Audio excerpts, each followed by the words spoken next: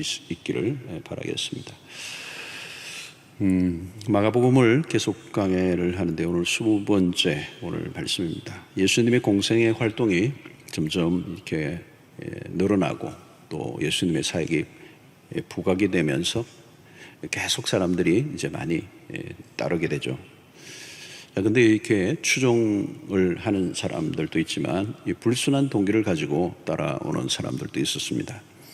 2절에 보니까 사람들이 예수를 고발하려 하여 안식일에 그 사람을 고치시는가 주시하고 있다는 거죠. 그 목적은 고발입니다. 고발하기 위해서 주시하고 있다. 미리 각본을 다 짜놓고 그 안에 들어오도록 기다리고 있는 겁니다. 예수께서 해당에 들어가셨을 때 그곳에 있던 손 마른 자를 치료해 주시는 본문의 사건인데요. 이제 바리새인들이 보기에는 이 행위가 의료행위고 이 의료행위는 노동이라는 거죠. 안식일을 깼다 이렇게 본 것입니다. 참 이제 한 상황을 보고도 이렇게 다른 관점과 해석이 나오는 겁니다. 그 왜 그 사람 고쳐주느냐, 참 좋은 일 한다 이게 아니고 왜 안식일을 깨느냐 이렇게 접근하는 거죠. 한 사람이 아프면 그 아픔으로 인하여 겪는 고통과 이런 것들이 참 얼마나 참 치유를 받고 싶겠습니까? 당사자 입장이 되면 그럴 거예요. 이 병에서 나음을 입고 싶은데 그 아픔과 고통을 돌보아주고 또 낫게 했는데 그걸 가지고 시비를 거는 거죠.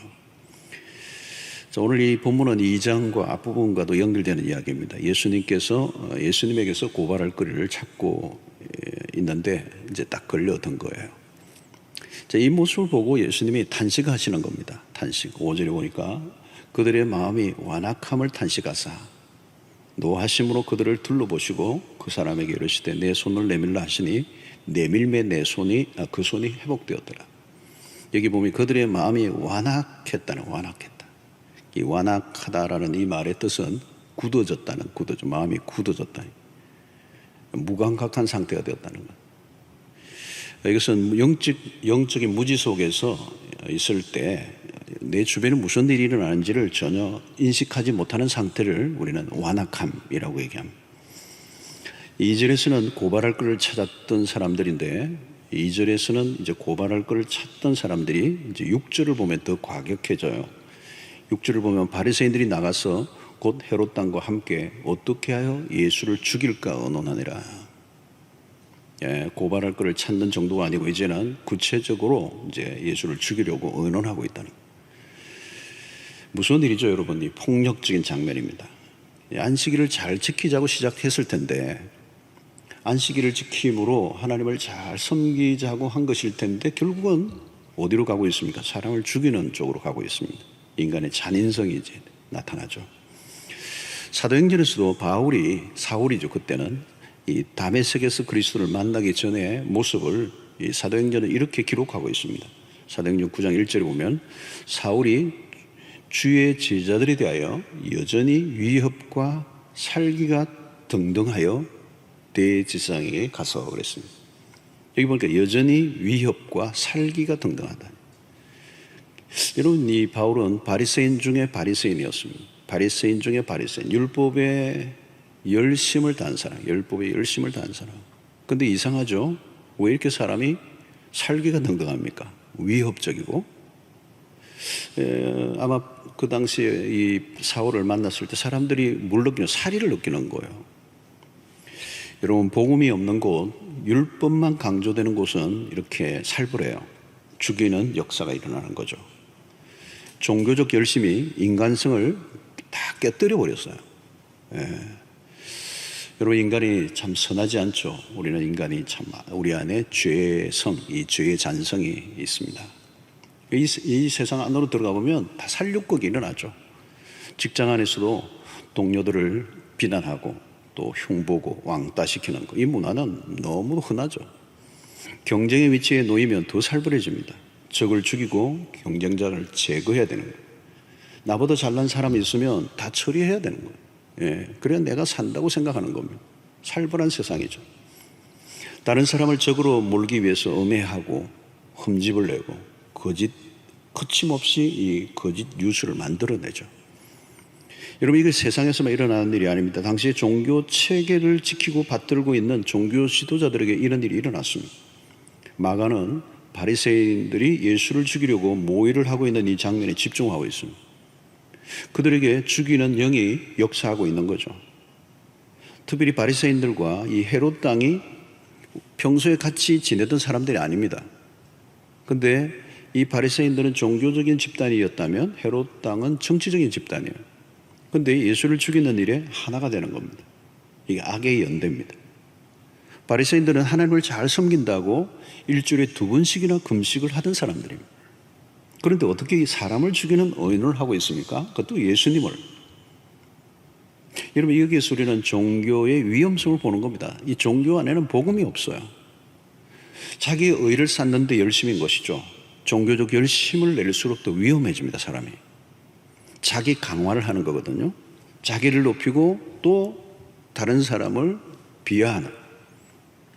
이런 종교적 열심은 사람의 내적인 변화가 일어나지 않습니다. 세월이 흘러도 변화가 안 돼요. 트랜스포메이션이 안 됩니다.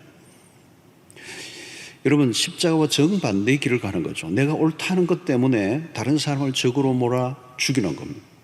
이게 세상에서 늘 보는 장면인데요. 십자가의 길은 그게 아니에요. 죄인을 위해 내가 죽는 길을 선택하는 겁니다. 상대를 살리기 위해서 내가 죽는 게 십자가에 올리죠. 우리의 신앙이 깨어있지 않으면 자칫하면 악해져요. 이상해지고요. 맛이 막 가버려요. 마귀가 좋아하는 일을 따라가는 것입니다. 요한복음 8장 44절을 보십시오. 너희는 너희 아비 마귀에게서 났으니 너희 아비의 욕심대로 너희도 행하고자 하는 자. 그는 처음부터 살인한 자요. 진리가 그 속에 없으므로 진리에 서지 못하고 거짓을 말할 때마다 제 것으로 말하느니 이는 그가 거짓말쟁이요 거짓의 아비가 되었습니다. 여기에 아주 마귀의 속성이 2가지예요. 하나는 살인하는 것, 또 하나는 거짓이에요. 거짓과 살인이 같이 붙어 있습니다. 특별히 살인의 배후에는 마귀가 있습니다. 여러분, 사람이 요즘 워낙 사람을 많이 죽이는 일들이 일어나니까 우리가 그것에 둔감해졌는데, 사람이 어떻게 사람을 죽입니까? 그죠?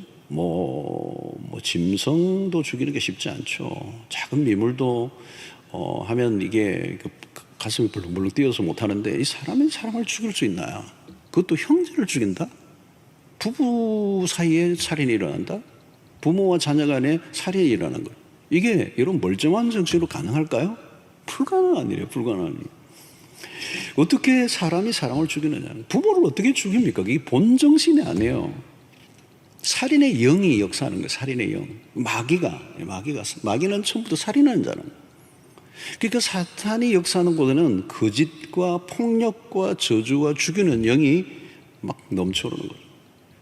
이런 세상은 어둠의 영이 지배를 하고 있습니다. 폭력과 살인의 영으로 가득해요. 내가 살기 위해서 상대를 다 죽이는 일. 마지막 시대가 될수록 더 심화되리라고 생각해요. 이 바리새인들의 모습은 몰려있지 않습니다. 현대판 바리새인들은 얼마든지 일어날 수가 있는 것이죠. 어떻게 이런 지경까지 사람이 망가졌나? 그들은 하나님을 섬긴 것이 아니라 의식과 형식, 제도를 지키는 데 몰두했어요. 그것이 바로 뭐냐면 종교화예요. 종교화.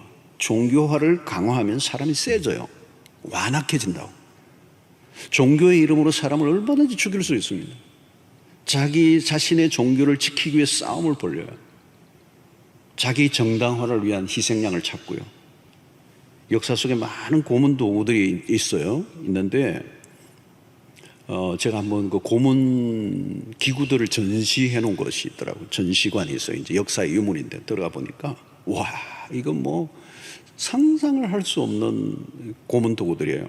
근데 그건 뭐냐면 가장 최고의 고통을 오랫동안 지속시키면서 죽어가게 하는 고문 도구들이더라고요. 그게 어디서 만들어졌냐면 종교 재판에서 만들어졌어요. 종교의 이름으로 고문을 행한 거예요. 아이러니죠. 어떻게 죽이는 일을 개발하는 일에 종교의 이름을 썼느냐. 여러분, 그리스도가 우리에게 보여주신 건 달라요. 예수님은 종교를 세워놓으신 분이 아닙니다. 예수를 믿을수록 우리는 성품이 더 순해져야 됩니다. 누가 때리면요, 맞는 쪽이어야 돼요. 누가 욕을 하면 욕을 얻어먹는 쪽이어야 돼요. 폭력은 또 다른 폭력을 가져오거든. 세상이 갈수록 잔인해지고 냉혹해지고 있다는 문제가 있어요. 이 이슬람이 뭐예요? 여러분, 이슬람도 다 그렇잖아요. 이슬람의 근본주의자들이 먼저. 이는 이로 그러죠. 칼은 칼로 그래요. 이 복수. 그러니까 극단적 원리주의자들은 테러를 하잖아요. 테러. 그 테러를 하고 뭐 9.11 그 일어날 때 그 빌딩으로 그 밀고 들어가는 이런 그런 것들이 다 교리화되어져 있는 거거든요. 사람들이 완전히 맛이 간 거예요. 이 세계를 공포로 몰아넣었죠. 지금 이게 언제나 극단주의자들이 문제예요. 관점이 지나치게 한쪽으로 쏠려버리는 거예요. 그 브라이드 사이트가 많아지는 거죠. 그만큼 역사 속에 기독교가 십자군 전쟁을 벌였어요.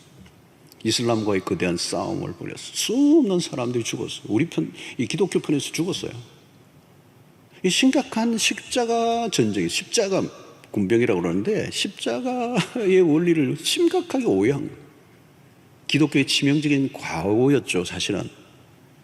이것은 예수님의 산상수훈의 가르침과 너무도 거리가 먼 거예요. 주님은 산상수훈을 통해서 신자의 기본적인 삶의 원리를 명확하게 가르쳐줬어요. 언젠가 제가 산상수훈을 아주 한번 말씀을 나누고 싶은데요. 마태복음 5장 38절 39절 한 두 절만 봐도 또 눈은 눈으로 이는 이로 갚으라 하였다는 것을 너희가 들었으나 나는 너희에게 이르노니 주님은 다시 해석하시는 거죠. 악한 자를 대적하지 마라. 누구든지 내 오른뺨을 치거든 오른편뺨을 치거든 왼편도 돌리든. 하나님의 백성들은 온유함으로 맞서야 돼요. 예. 이해는 이가 아니에요. 상대를 살리기 위해 나를 죽이는 거. 이게 예수 그리스도가 보여주신 삶이에요. 기독교는 세력화여서 힘 자랑하는 종교가 아닙니다. 힘을 주는 게 아니에요. 힘을 빼야 돼요. 주님은 베드로에게 칼을 칼집에 꽂으라. 칼을 쓰는 자는 칼로 망한다. 힘을 쓰는 자는 힘으로 망한다. 바울은 로마서 12장 17절에 아무에게도 악을 악으로 갚지 말고 악이 온다고 악으로 갚지 말라는 거. 모든 사람 앞에 선한 일을 도모하라. 여러분, 신앙생활을 잘못하면요 이전보다 더 나빠져요. 신앙생활이 아니죠. 종교생활을 한 것이죠. 예수 그리스도를 만나고 복음을 경험하지 못했기 때문에 그 내면의 변화가 일어나지 않으니까 종교화되어져 가는데 사실은 내면이 더 거칠어져요. 악해져요. 그리고 자신의 그 이상한 의로움이 생겨가지고요 막 다른 사람들을 경멸하고 율법의 조항을 가지고 다른 사람을 심판하는 일들을 하다 보니까 잔인해지는 거예요. 법 조항을 여러분 늘 들고 다니는 사람들은 속이 좁아지게 돼 있어요. 정해진 틀 안에 들어오는가 안 들어오지 않는가 그게 집중하는 것이죠. 여러분 우리가 말씀을 들을 때 자기에게 적용해야 돼요. 근데 다른 사람에게 자꾸 적용하는 거예요. 이 바리새인들의 함정. 말씀을 보는데 자기 적용이 아니라 다른 사람에게 적용하는 거예요. 적용을 하되 잘못 적용한 겁니다. 이게 인간의 악함이에요. 말씀을 다른 사람에게 적용하는 게 아니라 가장 먼저 자기 자신에게 적용해야 합니다. 치열하게 자기 자신에게 적용해야 돼요. 다른 사람을 판단하기 이전에 나를 보아야 돼요. 자기 성찰을 하지 않으면 끊임없이 자기 성찰하고 하나님의 말씀을 통하여 자기 자신을 적용하지 않으면 나도 모르게 곧바로 어디로 빠지느냐면 위선에 빠지는 겁니다. 자칫하면요 교회 안에 위선자들만 바글바글 할 수 있어요.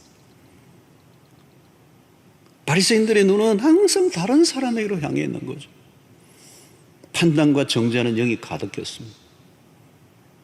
여러분 교회 오래 다니다가요 그냥 덜렁덜렁 다니다 보면요 완전 바리새인 되게 일도 아니에요. 바리새인이 멀리 있지 않아요, 여러분. 눈과 귀가 항상 다른 사람에게로 향해 있는 거예요. 혹시 우리의 모습 아닙니까? 깨끗한 척하고 좋은 말은 다 곤란하지만 실제로는 모순과 왜 문제투성이 살고 있지는 않는 거예요. 주님은 그들에게 핵심적인 원리를 가르쳐 주십니다. 4절에 보니까 그들에게 이르시되 안식일에 선을 행하는 것과 악을 행하는 것, 생명을 구하는 것과 죽이는 것, 어떤 어느 것이 옳으냐 하시니 그들이 잠잠하거늘. 참 중요한 질문을 탁 던지시면서 명제를 알려주신 거죠. 초점. 성을 행하는 것과 악을 행하는 것, 생명을 구하는 것과 죽이는 것, 어느 게 옳으냐. 급소를 찌르신 거죠. 너무도 당연한 질문이에요. 이 주님의 질문에 바리새인들이 뭐 꼼짝도 못하죠. 그들이 잠잠하거늘 그랬습니다. 잠잠하거늘 유구무원.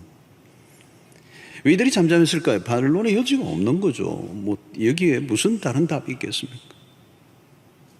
자, 그렇다면 그들이 잘못을 시인하고 용서를 구해야 되는데 그렇지 않죠. 속으로 칼을 가는 거예요. 바리새인들은 문자적인 세칙에 몰두하고 있습니다. 대의를 놓친 거죠. 바벨론의 포로 시대 이후에 미시나라고 하는 문서에는 안식일에 해서는 안 될 39가지가 날려져 있어요. 사실은 주님은 의도적으로 그런 규칙들을 깨뜨리신 거예요. 어떻게 보면 주님은 규칙 파괴자처럼 보였습니다. 안식일이라는 계명이 사람들에 의해서 너무 많이 왜곡되어 있었다. 결국은 왜 안식일이 존재하는지조차도 알 수 없게 되어버렸기 때문에 주님은 그들에게 정확하게 브레이킹을 하신 거죠. 사실 주님은 모세의 율법을 어긴 게 아니에요. 당시 율법사들이 막 자잘하게 나누어서 사람들을 올가매는 그 규칙들, 인간의 유전들을 깨뜨리신 거죠. 주님은 일비 율법을 재해석해 주셨습니다. 마가복음 앞부분에 2장 27절로 28절에 또 이르시되 안식일이 사람을 위하여 있는 것이요 사람이 안식일을 위하여 있는 것이 아니니 이러므로 인자는 안식일의 주인입니다. 명쾌한 해석입니다. 주님의 관심은 사람이고 있고 그 사람을 살리는 데 있었다. 당연한 얘기죠. 당연한 얘기. 그래서 5절 하반절 이거예요. 그 사람에게 이르시되 내 손을 내밀라 하시니 내밀매 그 손이 회복되었더라.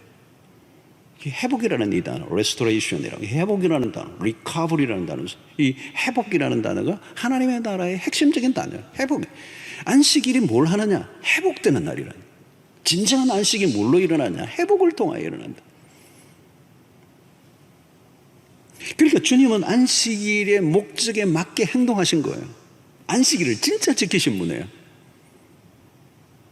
여러분, 우리가 만든 법으로 사람을 죽이면 그 법을 깨뜨려서라도 살려야 돼요. 사실은 사람을 죽이는 법이 무슨 법이겠습니까?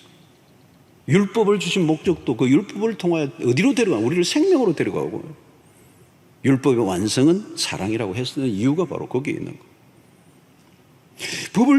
법은 죽이는 것에 목적이 있는 게 아니고 살리는 것입니다. 신앙의 핵심도 바로 이것이죠. 바로 그리스도가 우리에게 주신 이 명확한 사람을 위하여 있다. 안식일을 위하여 사람이 있는 게 아닙니다. 여러분, 우리가 어떤 부분에서든 항상 그리스도가 누구이신지 그리스도를 따라가야 돼요. 조직이나 사람이나 그게 따르는 게 아니에요. 주님을 따라가야 돼요. 사람을 따르더라도 그가 예수를 잘 따라가고 있는가를 살피고 그를 따라가야죠. 요즘은 우리는 포스트 트루 시대라고 얘기해요. 포스트 트루. 제가 철학도 약간 언급했는데 이 사실과 진리를 확인하지 않고 그냥 대중의 선동을 따르는 시대예요. 이게 경향이 오늘 시대의 트렌드예요. 자신의 기호, 자신의 이익 혹은 자신이 속하고 지지하고 있는 단체 이념을 생각 없이 따르는 거예요. 그것을 조장하는 게 오늘날은 인터넷이죠. 인터넷에는 거짓들로 가득해서 이미 쓰레기장으로 변해 있어요. 통제가 안 되는 상황이 많이 펼쳐져 있어요. 그 안에는 거짓과 독설과 선동과 막 이런 것들로 가득 차 있고, 여과 장치 없잖아요 요즘. 그죠? 뭐 누구든지 다 올릴 수 있으니까. 근데 사실인지 아닌지 확인할 수가 없어요. 근데 사람들은 그 사실 여부를 확인하려고 하지 않아요. 객관적인 평가를 들으려고 하지 않아요. 이것이 포스트 트루 시대예요. 아마 예수님 시대의 인터넷 시스템이 예수님에 관련된 기사 아래 수많은 악성 댓글이 달렸을 가능성이 높습니다. 거기에는 바리새인들이 조회수를 올리는데 일조했을 거예요. 예수 안식일을 깨는 자 죽여야 된다. 여러분, 주님 말씀하시는 핵심은 무엇입니까? 안식일에 선한 일, 살리는 일을 하는 건 너무나 당연하다는 거예요. 주님은 죄와 사망의 권세 아래 있는 자들을 살리러 오셨어요. 각종 병자들을 낫게 하시고 죄를 사하시는 일은 구원사에게 예표요, 하나님의 나라가 이루어졌습니다.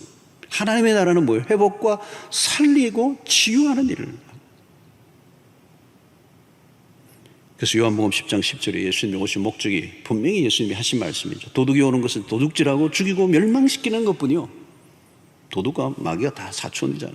내가 온 것은 양으로 생명을 얻게 하고 더 풍성히 얻게 하는 것이다. 도둑은 여러분 거짓된 인도자, 지도자들을 말하는 것입니다. 그들은 망가뜨리고 죽이고 멸망시키는 일에 관심이 있어요. 결국은 망하게 되는 거예요. 그리고 그리스도는 선한 목자시고, 그 선한 목자가 오신 이유는 양으로 생명을 얻게 하고 더 풍성히 얻게 합니다. 그리스도는 생명에 초점이 맞추게 돼. 생명. 어떻게 하면 살릴 것인가. 그게 하나님의 마음이에요. 그래서 여러분, 우리는 어떤 일을 할 때마다 이 일을 통하여 생명을 살리는 일인가, 그것만 몰두해요. 그게 초점을 맞춰야 돼요. 사람을 살리는 일인가 죽이는 일인가, 하나님의 나라의 목표입니다. 그래서 우리는 언제나 자비와 용서를 베풀고 격려하고 용기를 주고 소망을 주고, 여러분, 아무리 위대한 일을 한다 할지라도 사람을 헛뜯고 모함하고 욕하고 죽이는 일을 한다면 그것은 여러분 하나님의 의도에서 벗어난 거예요. 요즘 코로나로 인해서 모이는 일이 상당히 위축을 받고 어려움이 많습니다.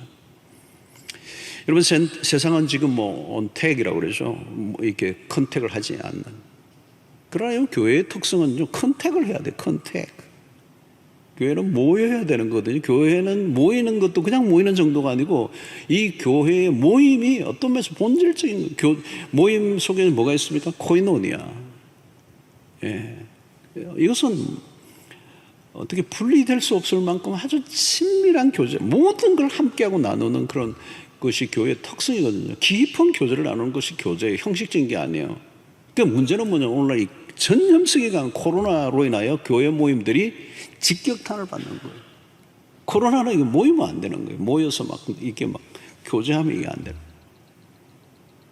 그래서 요즘 코로나로 인해서 교회 문을 닫느냐 여느냐로 논란들이 많이 일어나고 있어요. 참 어려운 거죠. 어떤 결정을 내릴 때마다 우리가 가장 중요한 어떤 기준은 본질적인 질문을 던져야 됩니다. 왜 교회가 존재하는가? 가장 원론적인 질문이죠. 이것은 교회 정체성의 문제입니다. 교회가 왜 존재하느냐? 우리 세 가지 크게 얘기하죠. 하나는 예배예요. 하나님을 위하여 존재한다. outreach예요. 하나님을 위해 존재하는, 하나님과의 관계. 그리고 우리는 나 자신을, 교회가 교회 스스로를 위해 존재해요. 그게 훈련이에요. 디스플레인 하는 거. 하나님의 백성으로 성장해 가기 위해서 훈련을 끊임없이 훈련하는 거. 그리고 그것은 인리치라고 한다면 아웃리치를 해야 돼요. 교회는 교회 스스로만을 위해 존재하지 않고 이웃을 위해 존재하고 복음을 증거하는 공동체로 서 있어야 돼요. 그 가운데 첫 번째, 예배는 매우 중요하죠. 예배는 교회 존재 이유예요. 그리고 모여서 함께 예배하는데 이 문제가 생긴 겁니다. 참 안타까운 일이죠. 근데 또 하나의 중요한 기준이 있는데, 그것은 존재 이유가 복음 증거입니다. 세상을 구원으로 이끌기 위한 성교적 공동체로 존재해야 된다. 코로나 시대에 불가피한 상황에 교회 예배당을 닫는 일은 힘든 일이죠. 힘든 일. 생각지도 못하고요. 저도 이번에 이게 결정 내리고 막 닫으니까요, 너 속도 상하고 힘들고, 또 우리 성도들 생각하니까 또 마음이 아프기도 하고, 요즘 얼마나 힘들어요.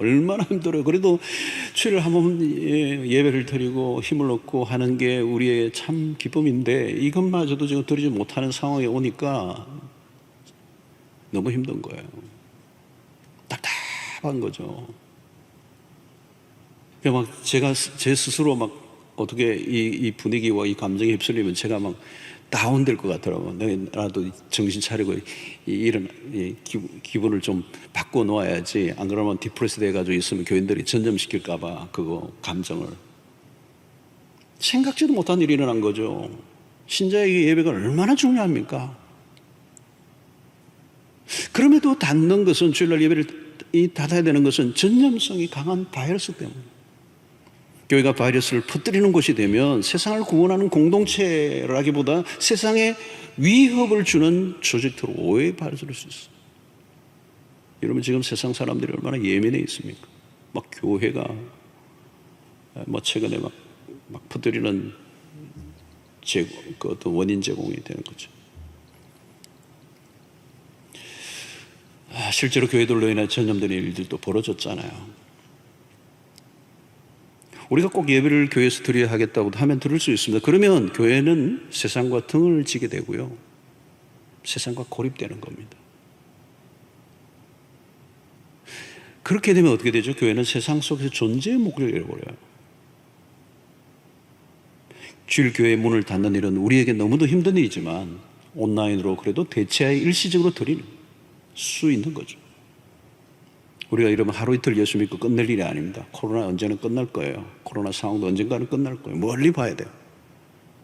그때 세상의 교회를 바라보면서 기꺼이 교회가 그 전염병이 창궐할 때 그렇게 당신들이 귀중하게 여기던 그 예배마저도 희생해주고 전염병을 퍼뜨리지 않는 일을 위해서 협조하고 함께 시민들을 위해서, 이웃을 위해서 손해보고 희생해 준 것에 대해서 고맙다.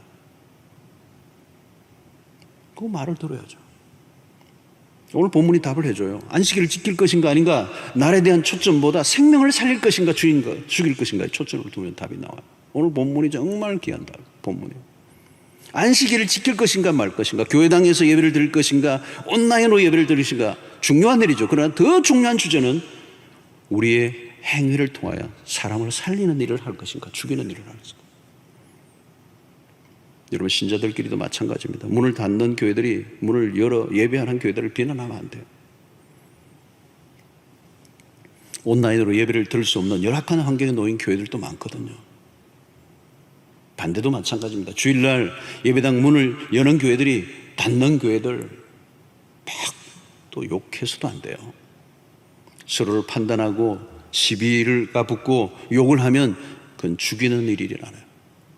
내가 판단하기 시작하면 상대편을 욕하고 손깍질하며 살리는 일이 아니에요.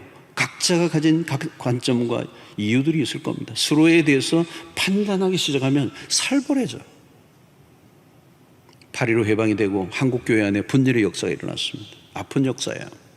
특히 신사참배를 한 사람과 신사참배를 거부한 사람들 간에 교단 간에서 치열한 싸움이 벌어져요. 신사참배를 거부한 사람들은 신사참배한 사람을 비난하기 시작했어요. 여러분, 신사참배를 거부한 일은 힘든 일이고요, 너무도 귀한 일이었습니다. 그때 신앙의 지조화를 지키고 끝까지 그 일본의 압제에서 수없는 고문을 행함에도 거기 굴하지 않고 신사참배를 하지 않은 그 일이야말로 너무 귀한 일이에요. 그런데 해방이 되고 난 다음에 신사참배하지 않은 사람들을 정죄하고 판단하고 상종 못할 인간으로 몰아가는, 신사참배하지 않은 것이 자기의 의가 되어 주장하다가 형제의 연약함을 보듬는 일에 실패하고 말았어. 신사참배는 성공했지만 형제의 사랑에는 무너졌어. 신사참배를 한 사람들은 자신들의 죄를 회개하고 용서를 구하기보다 스스로를 정당화하는 일에 열심을 내었어. 결국 나누어지고 깨어져 버렸어. 안타까운 일이죠, 여러분. 나의 주장을 절대화하고 싸우자고 하면 그건 주님의 정신이 아니에요. 주일날 교회당 문을 열거나 닫을 것인가, 그 주님의 의도는 무엇일까요? 열든지 닫든지, 그보다 더 중요한 것은 싸우지 말고 사이좋게 지내고 하나가 되고 서로 사랑하고 죽이는 일이 아니라 살리는 일을 하라는 거예요. 여러분, 신앙생활을 하면서 좁아져 가고 있습니까? 여러분, 종교생활을 하고 있는 거예요. 자칫하면 꽉 막힌 사람이 되는 거예요. 종교화는요, 인간성이 오히려 깨어져요. 비인간화되어 가요. 무서운 사람이 돼요. 여러분, 율법주의적인 부모 아래에서 자란 아이들이 성장하고 나면요, 교회를 떠나버려요. 대학 가면요, 떠나버려요. 부모 품에 있을 때는 할 수 없이 약한, 어떻게 할 수 없으니까 있지만, 왜 그렇죠? 부모의 엄격한 신앙 교육이 하나님에 대한 왜곡을 가져왔기 때문에. 방임하라는 얘기가 아니에요. 신앙의 기준은 분명히 가르쳐야 돼요. 그러나 그 말씀을 따라 살지 않을 때, 실수할 때, 연약한 모습을 보일 때 십자가의 원리를 가지고 다루어야 돼요. 용서와 사랑이 더 깊이 새겨져야 되는데 엄격한 규칙을 정해놓고 숨도 못 쉬게 몰아가면 언젠가는 튀어나와요. 율법의 잣대로 그냥 아이를 몰아가는 거예요. 꼼짝도 못해요. 억지로 지키죠. 그 안에는 분노가 쌓여요. 와, 그 분노가 나중에 대학 가서 터지는데요, 무섭더라고요. 제가 그런 가정들을 많이 봤어요. 여러분, 탕자의 비유로 해보십시오. 탕자의 아버지 보십시오. 둘째 아들이 살아있는 아버지에게 유산을 요구하잖아요. 이건 아버지에 대한 반역이고요, 돌에 맞아 죽을 짓을 한 거예요. 근데 아버지는 어때요? 유산을 줍니다. 돌을 들지 않았어요. 율법을 들이대지 않았다고요. 아버지의 품이 넓은 거예요. 여러분, 아들이 어떻게 다시 돌아올 수 있었어요? 율법적인 엄격한 아버지 상이었다면 돌아올 꿈도 못 꾸죠. 맞아 죽는데요. 돌아올 수 있었던 것은 아버지의 큰 품이에요. 아버지의 가슴은 너무 큰 거예요. 죽을 죄를 지었지만 아버지는 한없이 그를 품어주는 거예요. 이 누가복음 15장의 탕자의 비유에서 하나님의 아버지의 마음이 너무도 리얼하게 잘 표현되고 있습니다. 이제 이 아버지가 큰 아들을 향해 던지는 말을 보십시오. 15장 32절에 이 내 동생은 죽었다가 살아났으며. 그러니까 아버지의 관심은 딱 하나밖에 없어요. 이 아들이 살아나는 것. 죽었다가 살아났다. 잃었다가 얻었기로 우리가 즐거워하고 기뻐하는 것이 마땅합니다. 핵심은 하나밖에 없어요. 아들이 살아났다는 거예요. 그런데 큰 아들은 율법의 잣대로 저 인간 상종도 못할 잔치 안에 들어오지도 않잖아요. 화가 나가죠.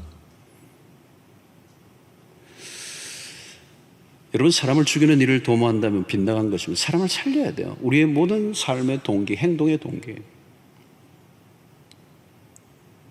교회 안에서도 여러분 마찬가지예요. 우리의 모임과 우리의 대화 속에 사람을 살리고 있는가? 사람과 사람 사이에 이간질을 하고 파벌을 만들고 적과 악운으로 나누는 일은 어둠의 일이에요. 꼬여있는 걸 풀어주는. 여러분, 산상수훈을 보십시오. 예수님은 너희들이 제단에 제물을 드리려고 하다가 사람들과의 관계에 꼬여있는 게 있으면 화해하고 다시 와서 드리라는 거예요. 제사라고 하는 그 제도 의식에 참여하는 것도 훨씬 더 중요한 것이 관계를 푸는 일이라는 거예요. 자비를 베풀고 사랑을 베풀고 용서를 베풀고 문자적으로 지키는 게 중요한 것이 아니라 자비와 사랑의 동력, 무엇을 얼마나 이루어냈느냐가 중요한 것이 아니라 그 일을 통하여 얼마나 사람을 살려냈는가, 세워주었는가. 오늘 우리는 이 코로나19 상황으로 인해서 더 많은 아픔들이 밀려오고 있는 시대를 살고 있습니다. 백성들이 힘들어하고요, 모두가 힘들어하고 있습니다. 이때 교회가 세상에 희망이 되어야 한다면 무엇을 말해야? 여러분, 우리의 가슴이 좀 더 넓어져야 합니다. 안식일을 반드시 지켜야 한다는 논리에 갇혀 사람을 죽이는 자들의 모습을 보시고 주님은 탄식하셔요. 탄식하셔요. 너희들이 그 율법의 조항에 매여 정말 큰 그림을 못 보고 있다. 차라리 안식 규칙을 깨어서라도 사람을 낫게 하는 일이 더 옳다. 여러분, 복음에 접근할수록 사람이 넓어져요. 율법의 잣대로만 접근하면 좁아져요, 사람이. 지금 내가 있는 자리에서 사랑을 베풀고 사람을 살리고 세우고 희망을 주는 일을 위해서 내가 무엇을 할까? 사랑방 안에서도 이상한 소문이나 루머를 퍼뜨리는 진원지가 되고 다른 사람 험담이나 하고 말로 사람을 죽이는 일들이 많아요, 여러분. 여러분, 인터넷에도요, 좋은 댓글을 많이 달아봤어요. 요즘 댓글이 문제더라. 아주 유명한 피아니스트가 막 기가 막힌 연주를 해서 모두가 탄사를 적었는데 거기에도 막 악플이 달렸더라고요. 이야, 어떻게 그렇게 마음이 베베 꼬여 있을까? 여러분, 코로나19로 힘든 가운데 더 힘들어하는 사람들이 많아졌습니다. 사람들이 지쳐 있어요. 고통하는 사람들이 위로를 베풀고 격려와 칭찬을 해주고 낙심한 사람들을 위해 중보기도 하고 침울한 곳에 들어가서 기쁨을 나누는 이런 삶을 살아야 되죠. 살리는 공동체를 만들어야 됩니다. 공격적이면 안 돼요. 그리스도는 언제나 따뜻해야 돼요. 사랑은 따뜻한 것이죠, 여러분. 심성이 착해야 돼요. 여러분, 예수를 믿으면 심성이 착해야 돼요. 부드러워야 돼요. 똑똑해져 가는 게 아니라 따뜻해져 가야 주님을 닮아가는 거예요. 마음이 한없이 너그러워져. 복음은 포용력이 대단해요. 다 품어내는 거예요. 그래서 우리는 복음 안으로 들어가야 돼요. 예수를 만나야 하는 겁니다. 교회가 세상에 보여줘야 하는 것은 교회의 조직도 아니고 건물도 아니고 숫자의 규모도 아니고 제도화된 교회, 기독교도 아니에요. 우리는 예수를 보여줘야 돼요. 우리가 잘못하면 세상은 예수에 대해서 오해하게 됩니다. 우리가 욕먹는 것 괜찮지만 우리 때문에 예수님이 욕을 당하시면 안 되죠. 예수를 놓치면 안 되는 겁니다. 우리는 살리는 일에 초점을 맞춰야 합니다. 말을 하든 글을 쓰든 활동을 하든 사역을 하든 회의를 하든 조직을 하든 살리는 일이 목적이에요. 옳은 말을 얼마든지 할 수 있어요. 그런데 옳은 말로 사람을 죽이는 일을 할 수도 있어요. 그렇다면 그 말은 옳은 말이 아니에요. 사랑하는 성도 여러분, 사람을 죽이는 일을 위해 시간과 에너지를 낭비하지 마십시오. 주님은 죄인을 살리기 위하여 자신의 목숨까지 기꺼이 내어놓으셨습니다. 우리는 그 한없는 사랑을 입은 자들입니다. 나의 정당성을 추정하려고 다른 사람을 죽이는 것은 복음과 거리가 먼 것입니다. 오늘 우리는 이 본문하면서 교회 문을 닫을 것인가 열 것인가 옳은가 그런가를 따지고 논쟁하는 것보다 더 우선되는 것은 우리의 삶을 통하여 희생하고 사랑을 베풀고 연약한 자를 돕고 이웃에게 하나님의 선하심을 드러내는 일에 우리의 시간과 우리의 물질과 우리의 모든 정성을 쏟아야 되리라고 생각합니다. 바로 이것이 복음으로 돌아가는 일입니다. 살리는 일을 하는 것이죠. 십자가로 돌아가는 거예요. 십자가의 정신으로 살아가는 것입니다. 바로 거기에 하나님의 마음이 있습니다. 하나님의 나라는 세상의 나라와 달라요. 언제나 파괴가 아니라 창조입니다. 창조. 폭력이 아니라 사랑이고 죽이는 것이 아니라 회복과 구원의 역사를 이루는 일을 위하여 하나님이 우리를 부르셨습니다.